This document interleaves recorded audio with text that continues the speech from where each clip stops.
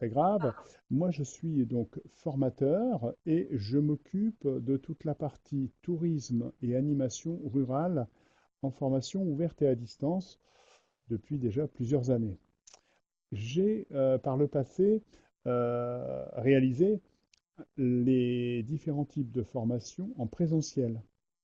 Voilà, pendant un certain nombre d'années, et j'ai travaillé avec ma collègue Evelyne Maignan pour transformer l'ensemble des parcours et des séquences sur une formation ouverte et à distance qui fonctionne aujourd'hui depuis maintenant 4 à 5 ans. Voilà. D'accord. Je sais pas, Alors, je sais pas si. particulièrement pour le formateur que vous êtes, ce changement, j'imagine que ça n'a pas forcément été si simple que ça et que c'est une vraie transformation. Par quelle étape êtes-vous passé? Comment avez-vous vécu ça? Nous avions en présentiel des stagiaires qui venaient de toutes les régions de France. Et nous avions déjà une pratique de relations à distance pour tout ce qui est projet de stage, dossier ou autre. Donc ça a été un élément qui nous a permis de transposer un certain nombre de documents, d'éléments, mais c'est surtout sur la mise en forme et la mise sur une plateforme des différentes séquences de formation. Donc, où là, il y a eu un certain nombre de travaux, de tests qui nous ont permis d'affiner. Et aujourd'hui, en 2015, on transforme toujours ce que l'on fait. Donc, on est en perpétuelle amélioration, du moins on espère que c'est de l'amélioration, transformation de ce que l'on fait. D'accord.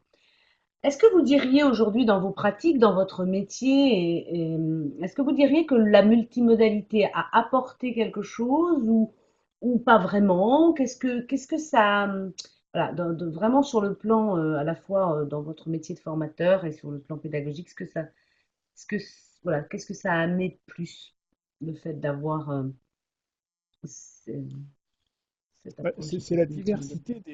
diversité des projets, puisqu'on est en tourisme, sur des activités, sur des exploitations agricoles de différents types, de différentes formes. C'est vraiment pouvoir apporter aux stagiaires une base qui est la même pour l'ensemble des stagiaires, mais ensuite on individualise et c'est peut-être aller plus loin dans l'individualisation.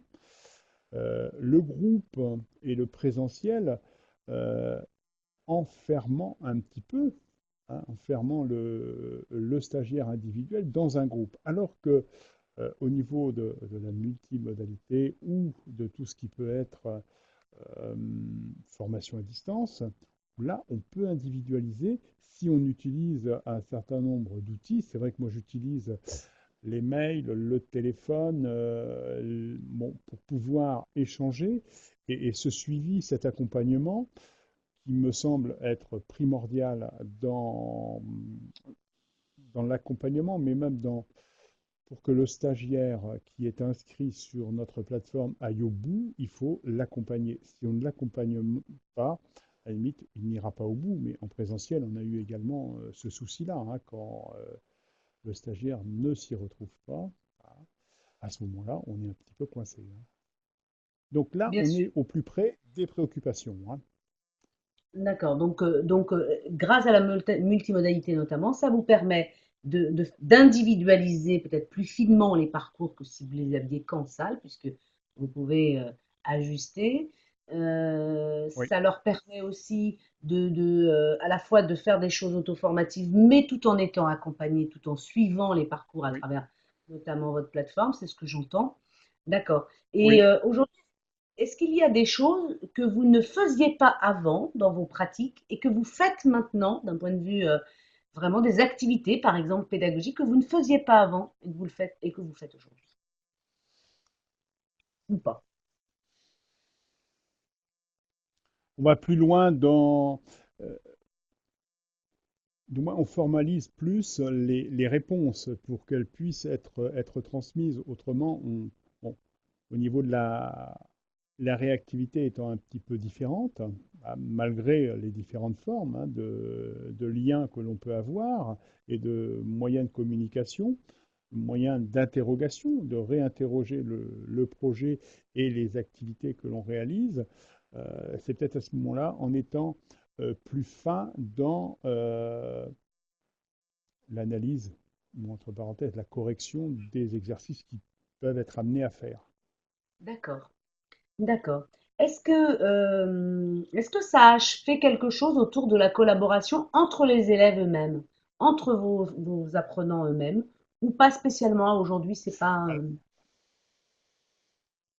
Alors là, c'est une des difficultés, hein. Nous avons mis en place un lieu de partage de projets différents, de méthodes utilisées, bon, un certain nombre de réseaux qui peuvent être mobilisés dans tel ou tel domaine d'activité touristique ou d'animation.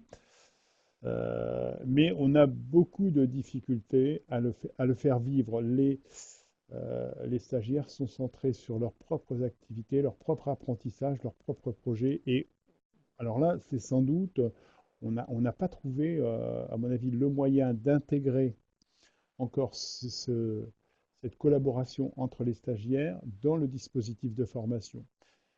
Mais c'est un souhait, la difficulté étant qu'on a un démarrage de l'ensemble du dispositif sur pratiquement 9 mois de l'année, sans interruption. C'est-à-dire qu'un stagiaire peut commencer une formation en septembre, en novembre, en janvier, en mars, et c'est difficile de les faire travailler ensemble. Quand on a deux ou trois stagiaires qui démarrent au même moment dans une région de France, là, ils travaillent ensemble. Et là, on peut les faire, à la limite, partager un certain nombre de soit d'acquis, soit de difficultés, soit de recherche, soit de recherche collaborative, mais quand on n'est pas au même niveau de formation, et c'est une des limites sans doute des entrées et sorties permanentes dans notre dispositif, hein. Merci beaucoup pour toutes ces informations. Donc, j'entends bien que la dimension dynamique de groupe à travers les réseaux, à distance, etc., c'est pas si évident que ça. Évident. Et non, c'est pas si évident que ça. C'est ce que j'entends. Et en tout cas, c'est un des souhaits que vous formulez aussi quelque part.